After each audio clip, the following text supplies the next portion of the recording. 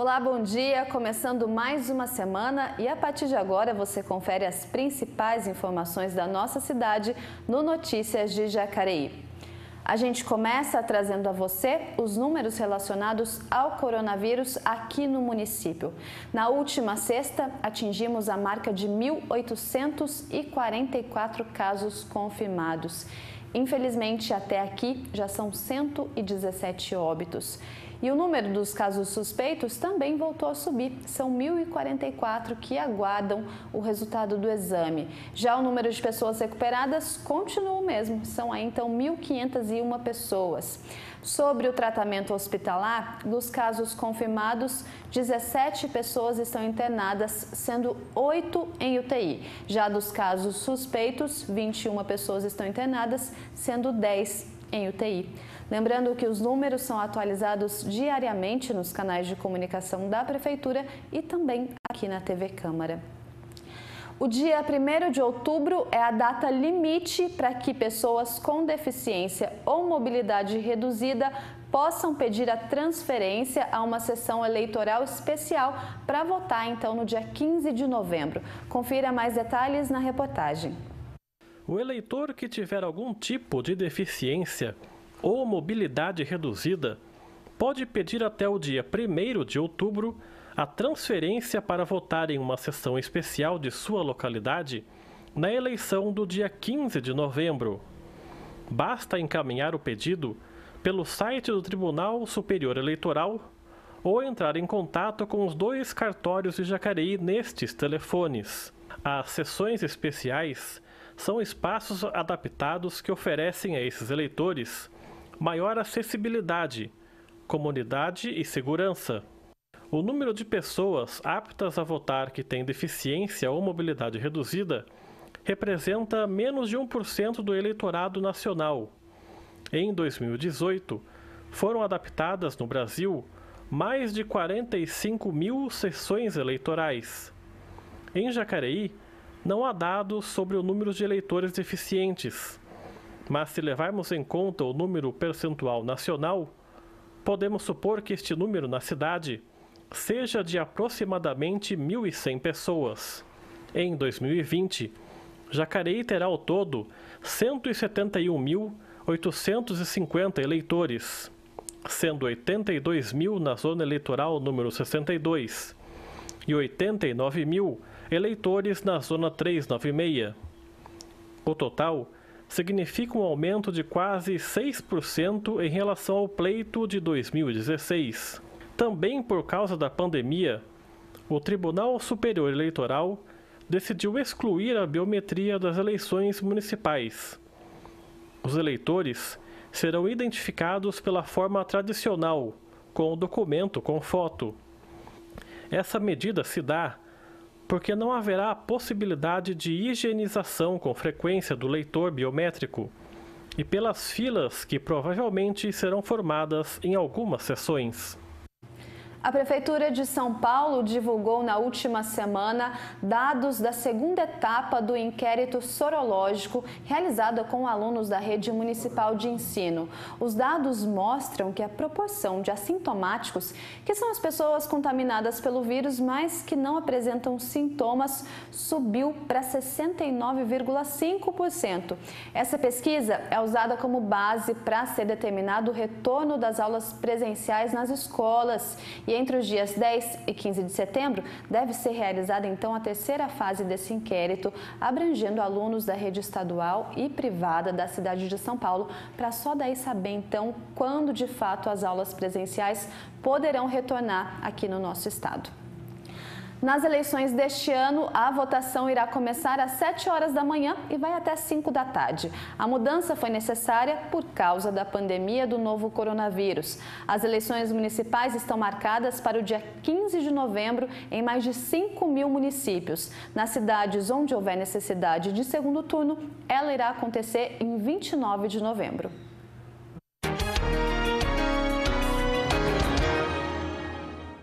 A ampliação será de 1 hora. Agora, os eleitores vão poder votar a partir das 7 horas da manhã até as 5 horas da tarde. Antes, as eleições começavam às 8 da manhã. O pleito municipal está marcado para o dia 15 de novembro em mais de 5.500 municípios brasileiros. Nos locais onde houver necessidade de segundo turno, ele irá ocorrer em 29 de novembro. Não foi possível estender para mais tarde do que isso, porque em muitas partes do Brasil, depois dessa hora, há dificuldade de transporte e há problemas de violência.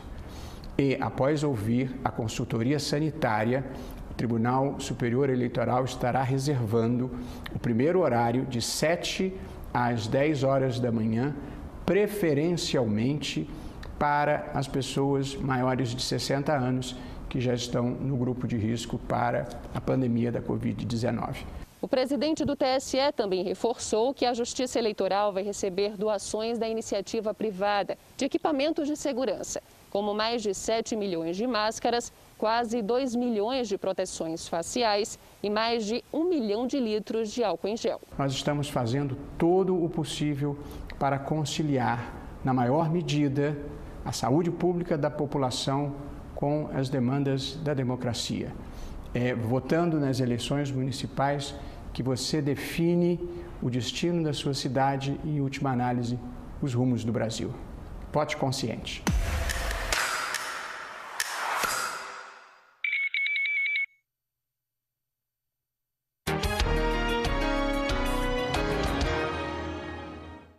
Segundo dados oficiais da Secretaria Estadual de Segurança Pública, o Vale do Paraíba tem a maior taxa de vítima de homicídio doloso por 100 mil habitantes de todo o estado.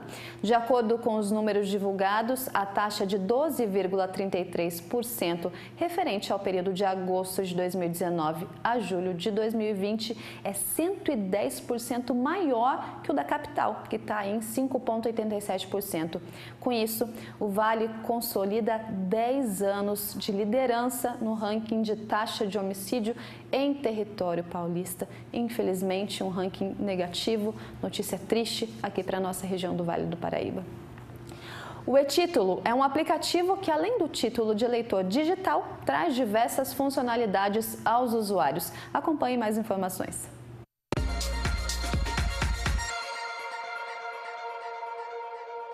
O e-Título é um aplicativo móvel para obtenção da via digital do título de eleitor.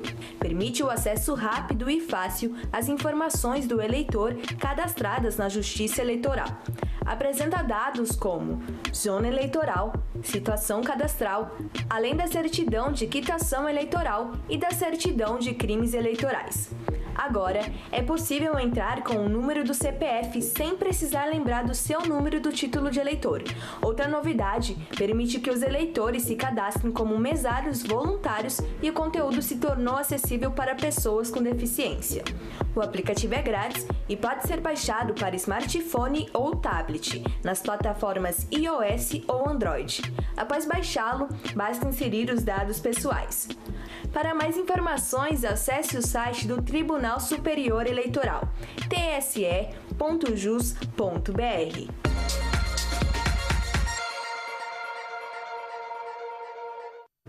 E hoje nós vamos conhecer a história da Olívia, uma senhora cheia de qualidades e que, apesar de não ter terminado os estudos, já escreveu 2 livros que reúnem histórias da vida real. Dona Olívia nasceu em Brasília, mas veio para Jacareí ainda jovem. Ela se descreve como observadora da vida, isso desde pequena, quando transcrevia histórias de gibis para cadernos e tomou gosto pela leitura. Comecei lendo aquelas fotonovelas de gibi, que eu lia muito errado, sabe? Em vez de eu ler ele assim, eu lia ele primeiro aqui, depois subia e lia. Até eu montar o quebra-cabeça, eu iria botar limpo aquela história, né? E comecei a escrever. Foi aí que nasceu uma escritora. Ainda criança, começou a rabiscar, a princípio, a própria história. E com o passar do tempo, tudo o que acontecia ao seu redor. As dores, as lutas e felicidades da família. Ao domingo ia para a prainha, no Gama também, né? E a gente revezava. Era uma união muito linda naquele tempo, sabe? E o tempo foi passando, né? E eu fiquei muito reservada, assim, quietinha, sabe? Comecei a ficar no meu cantinho lendo, vendo e escrevendo também. Eu achava lindo. Aos 16 anos, ela começou o primeiro livro, Muralha da Solidão, onde relatou as coisas da vida real, mudanças familiares, desigualdade social e violência. O primeiro, eu fui trabalhar, eu não morava com a minha família, fui trabalhar numa casa e era um médico. Eu só sei o primeiro nome desse médico. Eu não entendia por que essa moça, a esposa dele, ficava o tempo todo de hobby, que eu achava muito lindo, de hobby, e sentava no sofá o dia inteiro. E eu chegava e ela chorava. E um dia eu entendi também. Ele batia nela, né, um médico famoso, batia nela e ela não podia falar nada. É onde começou a escrever. O primeiro livro, hoje, ela guarda na mente. Isso porque a casa onde morava, feita de pau a pique, desabou depois de uma tempestade e a água levou junto as páginas escritas à mão. Ela perdeu quase tudo, mas a esperança permaneceu. E mais uma vez os sentimentos foram revelados em palavras, criando um novo capítulo, dessa vez chamado Atrás da Porta. Através do livro a pessoa vai ler e vai identificar alguma coisa. Por quê? Ela vai pedir socorro com o olhar, né? E quantas vezes você passa por aqui, eu olho para você e você não percebe o que eu estou te transmitindo. Porque você acha que é só um oi, um bom dia, uma boa tarde, mas não. Sabe? Olhar para o outro. Essa é a essência da obra Atrás da Porta. Uma coletânea de histórias que revela os desafios que muitos vivem quando estão dentro de suas próprias casas, seus próprios mundos. Tem mensagem que eu passo para as pessoas que não é só você sentar e esperar que alguém te dê alguma coisa, você tem que ir buscar. Tem que perder o medo, sabe? Se você optou para abrir a porta, chegar até o seu portão, abre o resto também. Sai lá fora um pouquinho, pede ajuda. Essa história foi escrita com tinta, papel e sabedoria. Dona Olívia, de 60 anos, que não terminou o ensino médio, guarda, por enquanto, o livro em folhas já amareladas, esperando um computador para digitalizar seus contos e vislumbrando o horizonte com esperança de que suas palavras alcancem muitos corações. Um dia, esperei que o sol saísse. Esperei que a noite chegasse, quase foi em vão, pois veio uma brisa forte e desviou meus pensamentos. Como sei que anjos estão por todo lugar, me apoiei em meu sentimento, deixei que o dia chegar. História bonita, né? Parabéns para a Dona Olívia, que apesar de todas as dificuldades, continua aí se reinventando e levando coisas boas, né, para a comunidade, para o mundo todo, quem sabe, depois desse livro aí digitalizado.